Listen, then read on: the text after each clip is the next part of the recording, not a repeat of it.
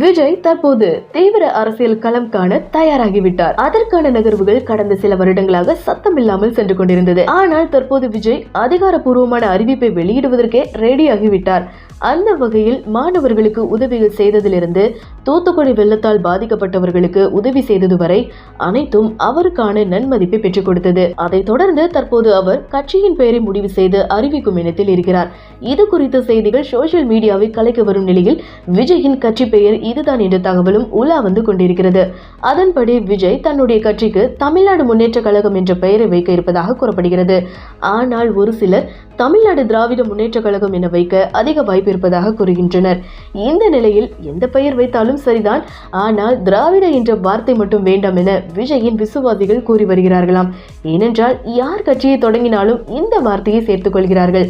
அதனால் தமிழ்நாட்டு மக்கள் திராவிட என்ற வார்த்தையை கேட்டாலே டென்ஷன் ஆகிவிடுகிறார்கள். இன்னும் சொல்ல போனால் அந்த வார்த்தையை மக்கள் வெறுக்கின்றனர். இதனால் இந்த பெயரை சேர்க்க வேண்டாம், அப்படி வைத்தால் ஒரு ஓட்டு கூட தேராதுன்னு விஜய்க்கு நெருங்கிய பெரும் புள்ளிகள் அட்வைஸ் செய்து வருகிறார்கள். இதனால் விஜய் தற்போது தீவிர ஆலோசனையில் ஈடுபட்டுள்ளதாக கூறப்படுகிறது. எது எப்படி இருந்தாலும் விஜயின் கட்சியின் பெயர் என்ன என்பதை தெரிந்து கொள்ள ரசிகர்கள் பெரும் ஆவலுடன் காத்துக் கொண்டிருக்கின்றனர். உங்கள் ஜூமின் சினிமா யூடியூப் சேனலை சப்ஸ்கிரைப் பண்ணுங்க, லைக் பண்ணுங்க, ஷேர் பண்ணுங்க.